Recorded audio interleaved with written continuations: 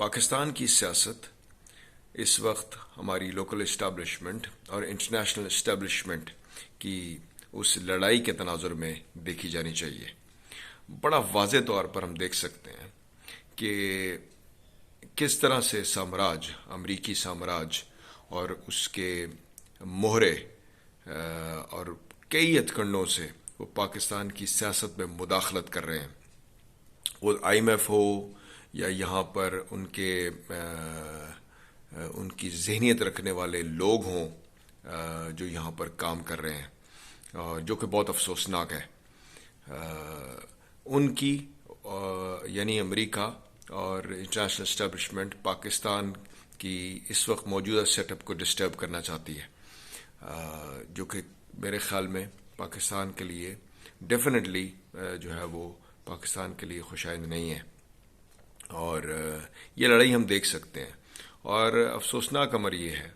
کہ بڑا واضح طور پر دیکھا جا سکتا ہے کہ اس وقت پاکستان کے اندر کون سا سیاستدان،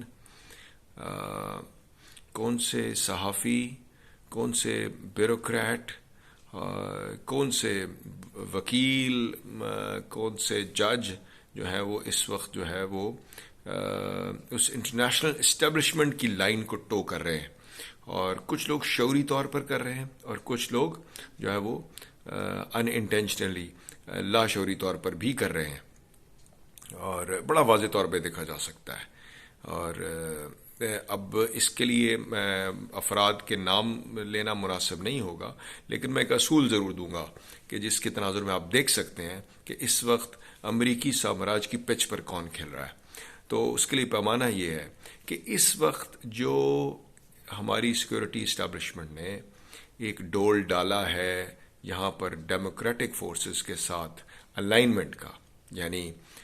نون لیگ کے ساتھ، پیپلز پارٹی کے ساتھ، اور ایک مفاہمت کا رستہ اختیار کیا ہے، اور وہ رول بیک کیا ہے جو کہ 2018 سے اور کچھ عرصہ پہلے سے وہ جو چیزیں چلی تھیں ان کو رول بیک کیا گیا ہے. یہ اسی تناظر میں ہے. تو ان چیزوں کو جو سبوتاج کرنا چاہ رہی ہیں طاقتیں، وہ ڈیفینیٹلی امریکہ کی اس ڈیزائن کا حصہ ہیں، شعوری طور پر یا غیر شعوری طور پر. تو بہرحال اس وقت قابل مطالعہ ہے پاکستان کی سیاست، اور ہمارا کنسرن ایز آلویز پاکستان میں انقلاب ہے، کیونکہ ہم سمجھتے ہیں کہ اس وقت کی یہ جو سیکورٹی اسٹیبلشمنٹ کا جو ڈیموکریٹک فورسز کے ساتھ ایک الائنمنٹ میں جانا ہے، یہ پاکستان کے لیے خوشائند ہے، پاکستان کی معیشت کے لیے خوشائند ہے، پاکستان کے روزمرہ کے جو مسائل ہیں ان کے لیے خوشائند ہے. لیکن ہیونگ سیڈ دس، اس سے صرف اتنا ہے کہ پاکستان کی سالمیت جو ہے، پاکستان ایک سالم حیثیت میں رہے گا اور اس کی بقا ممکن ہوگی. ورنہ تو انٹرنیشنل اسٹیبلشمنٹ اور جو ملک دشمن طاقتیں ہیں وہ پاکستان کے حصے بکھرا کرنا چاہتی ہیں. اور بطور سیاسی پارٹی کے طور پر میں ایک سیاسی کارکن کے اور ایک عام شہری کے میں یہ سوچتا ہوں کہ ہمارے ملک کی سالمیت برقرار رہنی چاہیے، اور اسی وجہ سے کہ ہم یہاں پر انقلاب لا سکیں گے. کیونکہ دیکھیے کہ یہ جو سیٹ اپ ہے، جو ایک انڈرسٹینڈنگ ڈیولپ ہوئی ہے، یقیناً یہ لوگوں کے یہ ملک کو سالم تو رکھ سکتے ہیں، لیکن یہ ملک کے جو ملک کے عوام کے جو روٹی کپڑا مکان علاج تعلیم کے جو مسائل ہیں اس کو نہیں دور کر سکتے. اس کی بنیادی وجہ ان کا مائنڈ سیٹ ہے، وہ سرمایہ دارانہ نظام ہے، وہ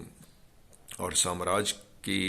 حوالے سے ان کے ہاں کنفیوژنز موجود ہے. سامراجی جو ہتھ کنڈے ہیں اس کے حوالے سے ان کے اندر وہ صلاحیت نہیں ہے کہ اس کو یہ کاؤنٹر کر سکیں. ایک حد تک کر سکتے ہیں، اور وہ میں دیکھ رہا ہوں کہ وہ کوشش کی جا رہی ہے، جو کہ ایک ملک کی سالمیت کے لیے ناگزیر چیز ہے. تو اس اعتبار سے ہمارا کنسرن تو انقلاب کا ہے کہ، اور ہمیں قطعاً کوئی امید نہیں ہے کہ یہ جو طبقات ہیں یہ اوپر اس وقت جو پاور کوریڈورز میں ہیں جو کہ ملک کے فیصلے کر رہے ہیں، یہ ہمارے بنیادی مسائل کو حل کر پائیں گے. لیکن پھر بھی میں اس چیز کو اپریشیٹ ضرور کروں گا کہ یہ جو اوپر جو کوشش ہوئی ہے یہاں پر، اور ڈیموکریٹک فورسز کو جو ہے وہ منظر عام پر لایا گیا ہے، یہ خوشائند ہے. اور اسی لحاظ سے لیکن ان سے یہ امید رکھنا کہ یہ ہمارے یہاں پر عوام کو روزگار دے دیں گے، عوام کے مسائل کلی حل کر دیں گے، تو این خیال و محال است و جنو، تو یہ ممکن نہیں ہے۔ اس لیے